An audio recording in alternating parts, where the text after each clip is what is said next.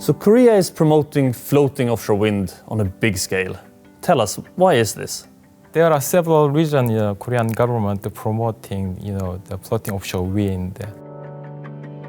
There are 3 big shipyards in Korea. It is very good infrastructure to develop floating offshore wind in Korea. In this country, we meet objection from the stakeholders such as the fishery and other citizens.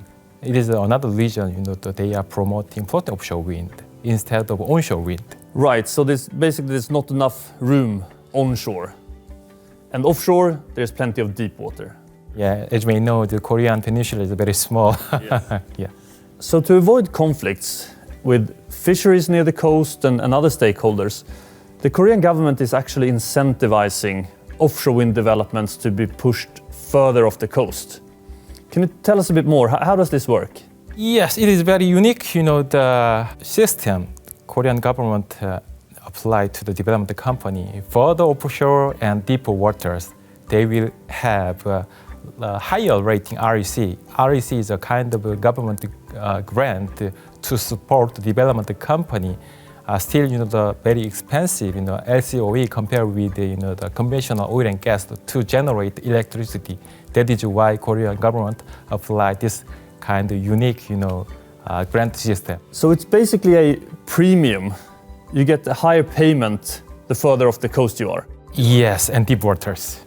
So we have now been working together in our joint venture, CoensHexicon. Can you tell us a bit more how that came about? What were you looking for in a partner, and how did it end up being Hexicon?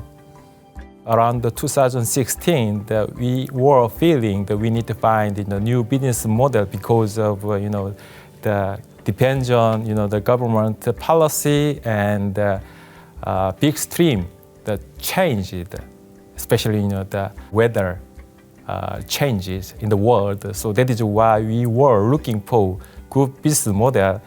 Fortunately, we met Hexicon, which has own floating technology concept for the float for offshore wind. And so Coens is very familiar with the offshore industry through the oil and gas project, which we did since almost 20 years. So how many employees does CoensHexicon have today? And what is the focus looking forward for CoensHexicon? So now we have 15 employees for CoensHexicon in Korean office only, but we got a supporting from the Hexicon Swedish team. So from now on, we much more focusing on the develop and the delivery Hexicon technology to Korea and Asia Pacific, other countries such as Vietnam and Taiwan and Japan as well.